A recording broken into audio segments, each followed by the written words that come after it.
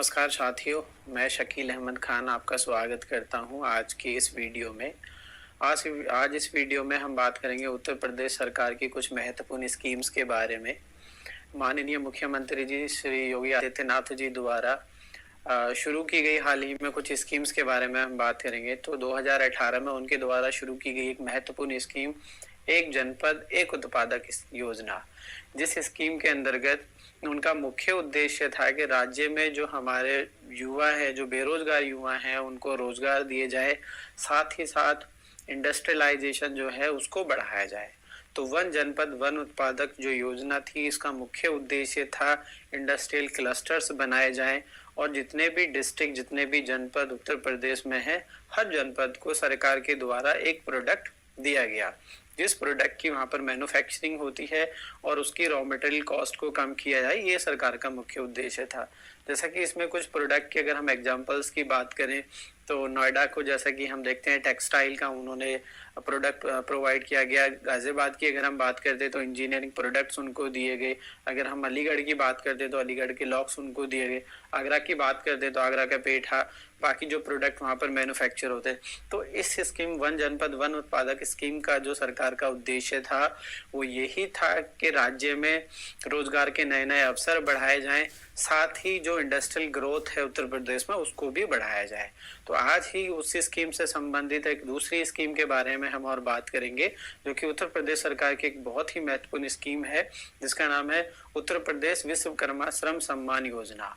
तो इस योजना का जो बेसिकली उद्देश्य था वो ये था कि छोटे और बड़े वर्ग के जो हमारे बेरोजगार युवा हैं उनको काम दिलाया जाए और उनकी आर्थिक स्थिति को बेहतर बनाया जाए। क्योंकि हमने देखा है राज्य से लोग जो हमारे युवा हैं वो रोजगार की तलाश में दूसरे राज्यों में चले जाते हैं, ताकि उनको दूसरे राज्यों में ना जाना पड़े और अपने राज्यों में ही उनको जॉब के अवसर प्रदान किए जाएं। तो इस योजना का जो मुख्य उद्देश्य था वो ये था कि उनको एम्प्लॉयमेंट दिलवाया जाए, एम्प्लॉयमेंट अपॉर्चुनिटी जनरेट की जाए और जो युवा अपना खुद का व्यापार शुरू करना चाहते हैं उनको ट्रेनिंग के माध्यम से अपना रोजगार शुरू करने में सहायता दी जाए। तो अब हम चलते हैं पीपीटीज की तरफ कि इस स्कीम का लाभ आप कैसे ले सकते हैं और क्या क्या कंडीशंस हैं जो कि आपको फॉलो करनी होंगी।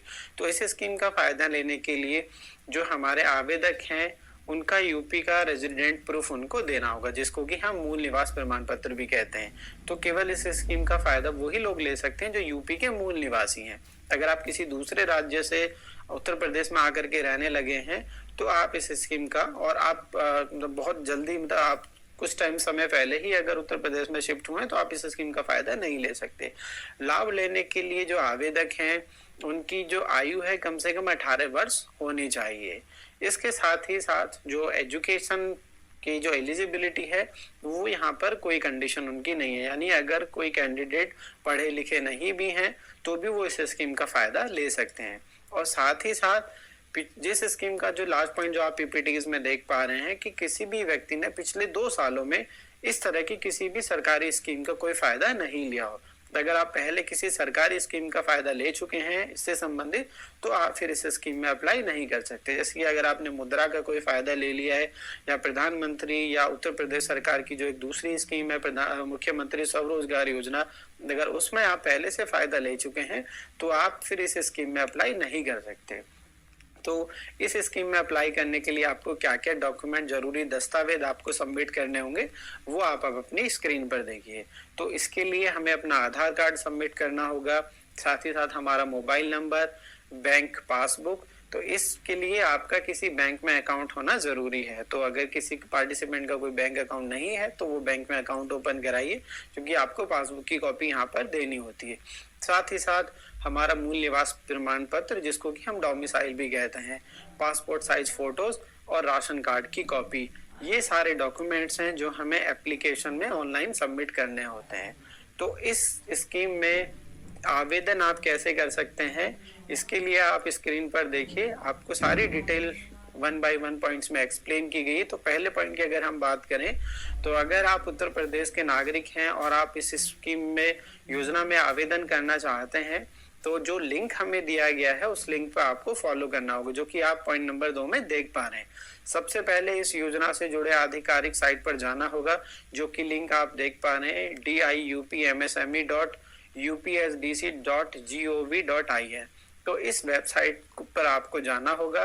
वेबसाइट पर जाने के बाद आपको लिंक पर क्लिक करने के बाद होम पेज पर पहुंचेंगे और यहाँ आपको एक लॉगिन लिंक होगा, जहां पर लॉगिन लिंक जो कि आप स्क्रीन पर देख पा रहे हैं, लॉगिन लिंक पर आपको क्लिक करना होगा। लॉगिन लिंक पर क्लिक करने के बाद आपके सामने एक नया होम पेज खुल जाएगा, जो कि आप हमारे प्रेजेंटेशन स्लाइड में देख पा रहे हैं 4 नंबर पॉइंट में। तो जब आप होम पेज पर आवेदन पे क्लिक करेंगे तो एक नया होम पेज खुल जाएगा, जहां पर आपको नवीन उपयोगकर्ता पंजीकरण पर क्लिक करना होगा। नवीन उपयोगकर्ता का मतलब है कि आप पहली बार इस स्कीम में अप्लाई कर रहे हैं। अगर आप पहले इस स्कीम में अप्लाई कर चुके हैं तो आपको पंजीकृत उपयोगकर्ता लॉगिन पर क्लिक करना होगा और अपनी लॉगिन डिटेल आपको यहाँ पर फिल करनी होगी। तो अगर आप फर्स्ट टाइम इस स्कीम का फायदा ले रहे हैं तो आपको नवीन उपयोगकर्ता पंजीकरण पर क्लिक करना होगा, जहां पर कि आपको आपका नाम और एक पासवर्ड आपको यहाँ पर फिल करना होगा। वो पासवर्ड आप अपनी चॉइस से यहाँ पर फिल करते हैं और साथ ही साथ जो कैप्चा आप यहाँ पर देख रहे हैं वो कैप्चा कोड आपको इस कॉलम में, जो कि पासवर्ड के नीचे का कॉलम है, उसमें आपको फिल करना होता है। अगर आप कैप्चा को पढ़ने में असमर्थ नहीं है तो आप कैप्चा को रिफ्रेश भी कर सकते हैं। और साथ ही साथ आपको एक लिंक और दिया गया है, नीचे जो बॉक्स आप देख रहे हैं याद रखें।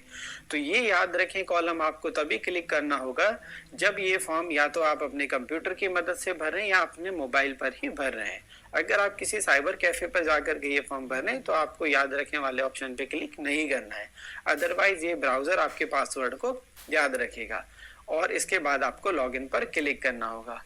लॉगिन पर क्लिक करने के बाद आपके सामने फिर एक नया होम पेज खुल कर के आएगा, जो कि आप हमारी स्लाइड में देख पा रहे हैं, जिसमें कि सारी डिटेल 1 बाय 1 आपको दिखाई गई है। इस फॉर्म में सबसे पहले आपको विश्वकर्मा श्रम सम्मान योजना को चुनना होगा, जिसके बाद आपको बाकी की डिटेल फॉर्म में फिल करनी होगी। तो विश्वकर्मा श्रम सम्मान योजना चुनने के बाद जो फर्स्ट ऑप्शन है वो है आपका नाम। आप अपने आधार कार्ड या पैन कार्ड के अकॉर्डिंग जो भी आपका नाम है वो नाम यहाँ पर आप फिल करेंगे, साथ ही साथ आपकी जन्म तिथि। तो ये जन्म तिथि आप अपनी 10th की मार्कशीट के अकॉर्डिंग फिल कर सकते हैं। अगर आपके पास वो मार्कशीट नहीं है तो आप पैन कार्ड या अपने आधार कार्ड में जो आपकी जन्म तिथि है उसको यहाँ पर फिल कर सकते हैं। साथ ही साथ आपके पिताजी का नाम, आपका मोबाइल नंबर और आपकी ईमेल आईडी। तो ये डिटेल भी आपको फिल करनी होंगी। राज्य में ऑटोमेटिकली, चूंकि हम यूपी से इस एप्लीकेशन को फिल कर रहे हैं तो उत्तर प्रदेश हमारा सेलेक्ट होकर के आएगा। इसके बाद आपको सेलेक्ट करना होगा आपका डिस्ट्रिक्ट, किस जिले से आप बिलोंग करते हैं। आप उत्तर प्रदेश के कौन से जिले से हैं, आप बरेली से हैं, बहराइच से हैं, अलीगढ़ से हैं, गौतम बुद्ध नगर से हैं, वो आपको यहाँ पर सेलेक्ट करना होगा। और लास्ट ऑप्शन में जो आप कैप्चा देख रहे हैं वो कैप्चा आपको फिल करना होगा। कैप्चा कोड फिल करने के बाद आपको सबमिट बटन पर क्लिक करना होगा। सबमिट बटन क्लिक करने के बाद जो आपकी एप्लीकेशन है वो ऑनलाइन आपकी सबमिट हो जाएगी। अब हम बात करते हैं इस स्कीम से जुड़ी हुई कुछ महत्वपूर्ण बातों के बारे में, जो कि आप हमारी स्लाइड पर देख पा रहे हैं। तो इस ऑनलाइन एप्लीकेशन फिल करने के बाद जो आपको बेनिफिट्स मिलेंगे, योजना के अंतर्गत मजदूरों को ट्रेनिंग दी जाएगी, जो कि आप जिला उद्योग केंद्र के माध्यम से ट्रेनिंग लेंगे या फिर जो नजदीक हमारा लघु उद्योग ट्रेनिंग सेंटर जो होंगे वहां पर हमें विभाग के द्वारा ट्रेनिंग दी जाएगी। इसके बाद लाभार्थियों को 6 दिन की मुफ्त ट्रेनिंग दी जाएगी, जिस ट्रेनिंग का सारा शुल्क राज्य सरकार द्वारा वहन किया जाएगा। इसका उद्देश्य यही था कि कोई भी लाभार्थी कोई भी पैसा खर्च ना करे और उनको ट्रेनिंग प्रदान की जाए। इसके साथ साथ ट्रेनिंग के दौरान उनके रहने के जितने भी खर्चे होंगे, बाकी जिनको कि हम एकोमोडेशन एक्सपेंसेस भी बोलते हैं, वो सारे खर्च भी राज्य सरकार के द्वारा ही उठाए जाएंगे, ताकि वो आसानी से ट्रेनिंग लें और जो ऑब्जेक्टिव है सरकार का उस ऑब्जेक्टिव को वो फुलफिल कर पाए। साथ ही ट्रेनिंग के दौरान राज्य सरकार की तरफ से जो मिनिमम हमारा वेज एक्ट है उसके अकॉर्डिंग उनको कुछ न्यूनतम सैलरी भी दी जाएगी, जो कि हम वेजेस भी कह सकते हैं।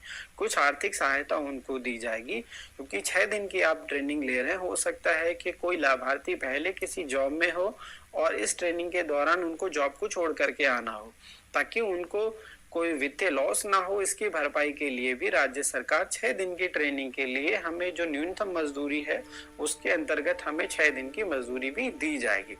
ट्रेनिंग पूरी होने के बाद लाभार्थी ने जो भी ट्रेड सेलेक्ट किया होगा उस ट्रेड के अकॉर्डिंग उनको एक टूल किट भी यहाँ पर ट्रेनिंग सेंटर की तरफ से दी जाएगी। तो इस स्कीम का जो मुख्य उद्देश्य था वो यही था कि जो हमारे उत्तर प्रदेश में जो बेरोजगार युवा हैं उन युवाओं को रोजगार दिलाया जाए, साथ ही साथ वो सक्षम हो कहीं पर जॉब लेने के लिए, या फिर अगर वो कोई अपना व्यापार शुरू करना चाहते हैं तो इस ट्रेनिंग के माध्यम से वो अपना व्यापार शुरू कर पाए। मैं आशा करता हूँ हमारे इस वीडियो से आप विश्वकर्मा श्रम सम्मान योजना के बारे में काफी कुछ समझ पाए होंगे। और इसके साथ ही मैं इस सेशन को खत्म करता हूँ। मिलते हैं आपसे नेक्स्ट वीडियो में। नमस्कार।